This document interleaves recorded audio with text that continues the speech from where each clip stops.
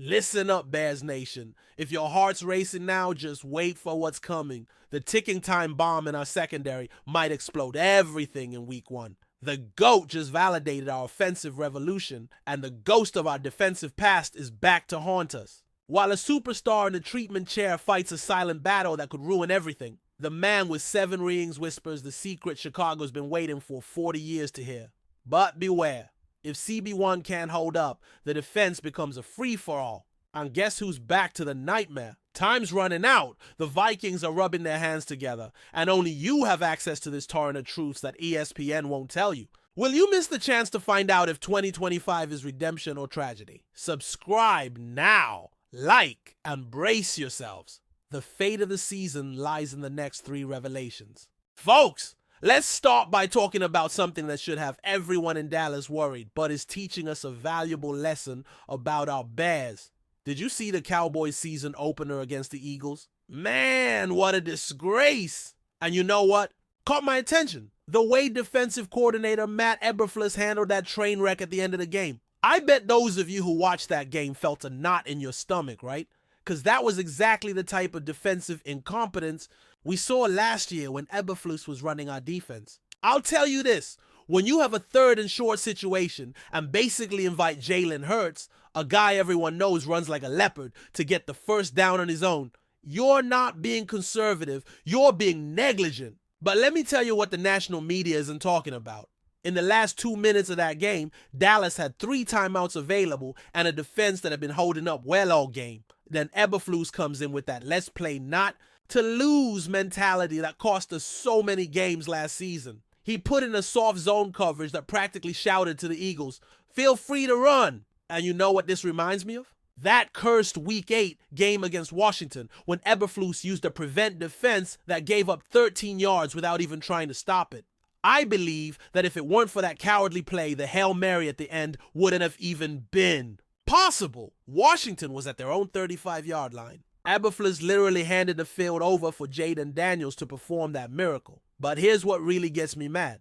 Throughout that entire final sequence against Washington, we had Montez Sweat, our star pass rusher, practically stuck on the line because Eberflus was more worried about containment than about pressure. Dude, you have one of the best edge rushers in the NFL and you're making him play dummy. Is that talent management or criminal waste? Now, I ask you, isn't it amazing how Eberflus leaving was the best thing that happened to this team? Because now we have Dennis Allen running our defense. And man, what I saw in the preseason game sent chills of excitement down my spine. Allen isn't afraid to send a blitz at the right moment. He understands that in the modern NFL, aggressive defenses win more than conservative ones. The difference in mentality is striking. Allen came in and immediately changed the entire scheme. Where Eberflus religiously used 2 high safety coverage, Allen is varying between single high, robber coverage, and even some 6-1 formations that I haven't seen since the days of Buddy. Ryan, I'll tell you this, we finally have a coordinator who understands that you can't be predictable in today's NFL. And look at the preseason numbers. Our defense forced 6 turnovers in 3 games, compared to only 2 in the entire preseason. Last year, Jalen Johnson picked off 2 passes, Kyler Gordon had a pick 6, and even our linebackers are making plays in coverage that I haven't seen before. What's your opinion on this change in the Bears' defensive philosophy? Now, folks, let's talk about something that's making everyone in Chicago swell with pride. Tom Brady, yes, the GOAT himself, is out there praising our coach Ben Johnson and our rookie Caleb Williams in a way I never thought I'd hear anyone talk. How about the Bears? I'll tell you this, when the guy with 7 Super Bowl rings stops by the Pro Football Focus podcast and dedicates 15 minutes specifically to talk about our rookie quarterback and coach, it's no coincidence, folks. Brady saw something special happening here in Chicago. And he's not known for handing out compliments freely. What impressed me the most was Brady going into technical details about how Williams, when he was at his peak last season at USC, released the ball on time with perfect structure. He specifically mentioned that game against Notre Dame, where Williams completed 27 of 35 passes for 383 yards and 3 touchdowns, with 18 of those completions made before the receiver completed. Oh, their root. That's NFL quarterback anticipation, folks. And it repeated in the preseason, guys. In the game against Kansas City, did you see Williams make that 28-yard throw to Romo Duns on third down? The ball left his hand when O'Duns was still cutting inwards. I believe Williams has that rare ability to shine in a structured offense and still wear the Superman cape when he needs to make an explosive play. But listen closely to what Brady said about Ben Johnson and pay attention because this is gold. Johnson's already coached a first-round draft pick quarterback, referring to the work he did with Jared Goff in Detroit, and crafted a colossal offense that played to the guy's strengths. Goff went from being considered a total bust to being a Pro Bowl quarterback under Johnson's guidance. Do you realize the magnitude of this? Brady also went into detail about how Johnson is going to mold our offense specifically for Caleb Williams. He talked about how Johnson uses pre-snap motion to simplify reads, how he designs plays that let the quarterback use their legs when protection breaks down, and how he creates favorable matchup situations that any quarterback can exploit. And here's a piece of information few know. Brady revealed that he studied Johnson's film during last year's playoffs when Detroit swept both Green Bay and Tampa Bay. He said he was impressed with Johnson's play creativity and how he made Goff look like an elite quarterback against defenses familiar with the system. Brady also mentioned something that gave me chills. A great teacher like Ben Johnson will give Caleb Williams his best chances for success in the NFL. And Williams has the natural talent to be special. Dude, that coming from the guy who knows success like no one else is practically a prophecy. I believe that for the first time in decades, the Bears actually made the right choices to develop a young quarterback. But the praise didn't stop there. Brady compared Williams to Josh Allen in his early years, saying they both have that combination of strong arm and athleticism that can cover technical errors while the quarterback is still learning. And he emphasized that having Johnson as a coach will exponentially speed up that learning process. What do you think of this historic approval from Tom Brady for our coach-quarterback duo? And now, folks, let's talk about the bombshell that could define our entire season. Jaylon Johnson, our star cornerback and the only Pro Bowler in our secondary, is racing against the clock to be ready for Week 1. And I need to be honest with you.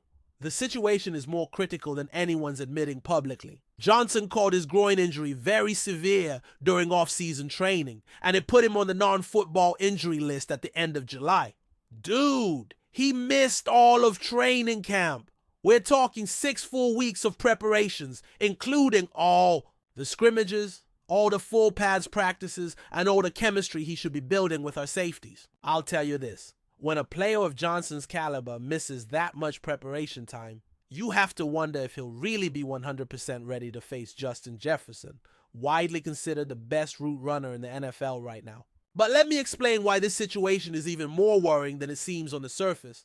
Johnson isn't just dealing with the groin injury. Sources close to the locker room confirmed to me that he's also facing issues with his right calf, which limits his ability to make those explosive cuts that are his trademark. What worries me most is the cautious language from Coach Ben Johnson and defensive coordinator Dennis Allen. In press conferences, they've been talking about scenarios and possibilities instead of giving absolute certainty about Jaylon Johnson's availability. I ask you, doesn't that sound like a team trying not to create unnecessary panic among fans? And look at the pressure this puts on our secondary already decimated by injuries.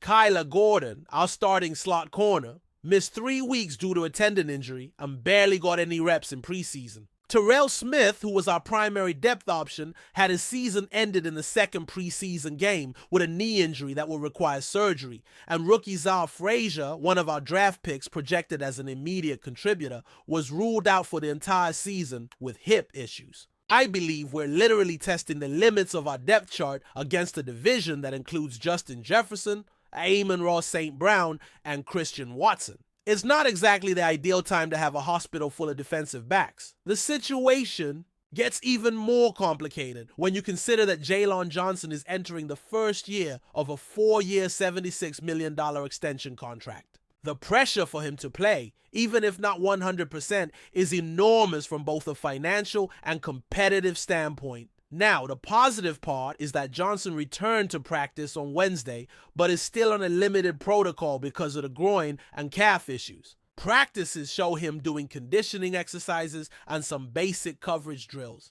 but nothing simulating real game intensity. Nahshon Wright and Tyreek Stevenson are occupying the positions in the starting defense during practices. And here's a confession. I don't know if these guys can handle the pressure of facing teams' #1 receivers. Wright had some good moments in the preseason, but he still makes positioning errors that could be fatal against experienced quarterbacks. Stevenson has the physique, but still needs refinement in his hand technique. Johnson himself was brutally honest about his current limitations. He admitted that for the specific game against Minnesota, it's hard to say if he'll be ready to travel across the defense covering Justin Jefferson in all formations. And that's a significant admission because Johnson has always been known for his unwavering confidence. I'll tell you this, if our CB1 can't effectively neutralize the Vikings' best receiver, our defense could crumble right from the first game, creating a psychological domino effect that could affect the entire season. The strategic question here is complex. Should Dennis Allen adjust the entire defensive game plan,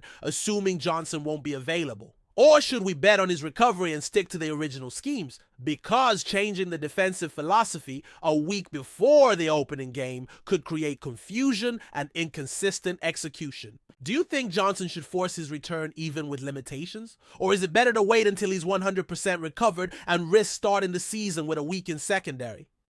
Folks, after analyzing these 3 explosive stories about our Bears, I need to ask you some direct questions as you're following every move of this team like I am. Firstly, do you really believe the radical philosophical change in our defense with Dennis Allen will be enough to completely forget the traumas and scars left by the disastrous defensive management of Matt Eberflus? Because I see a total transformation in mindset, but I still have that anxiety in my stomach every time I remember those final 2 minutes against Washington. Secondly, isn't this historic and detailed approval from Tom Brady about the Williams-Johnson duo practically a guarantee that we are finally on the right path after decades of making wrong choices at the most important position in football? Brady isn't known for handing out empty praises, especially when it comes to evaluating quarterback talent. Thirdly, with Jaylon Johnson racing against time and our secondary looking like a war hospital, do you think our defense can hold up in the season opener against a Vikings offense that has weapons everywhere?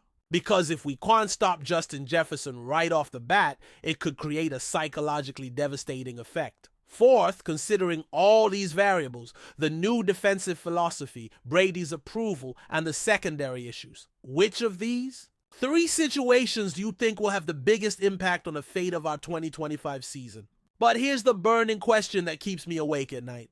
After decades of suffering, after Jay Cutler, Mitchell Trubisky, Justin Fields, and all the quarterback nightmares we've lived through, is 2025 finally the historic year? Where the Chicago Bears break the curse of never having had a quarterback with 4,000 passing yards in a single season. Look, if you've made it this far, if you've had the patience to listen to every detail, every analysis, every concern, and every hope I've shared, it's because you're a true member of this Bears family that bleeds navy blue and orange. And true! Family stands together through good times and bad, glorious wins, and heartbreaking losses. That's why I invite you to subscribe to this channel and be part of this passionate community that lives and breathes Chicago Bears every day of the year. Here, it's not just about winning or losing. It's about belonging to something bigger, keeping alive the tradition of one of the NFL's most historic franchises. Together, we'll follow every snap, every play, every controversial decision, every thrilling victory, and every heartbreaking defeat of this season that could truly be historic. Subscribe now. Hit that notification bell so you don't miss any exclusive analysis. And let's prove that Bear Nation never quits, never backs down, and always believes. Leave your honest predictions for this season in the comments.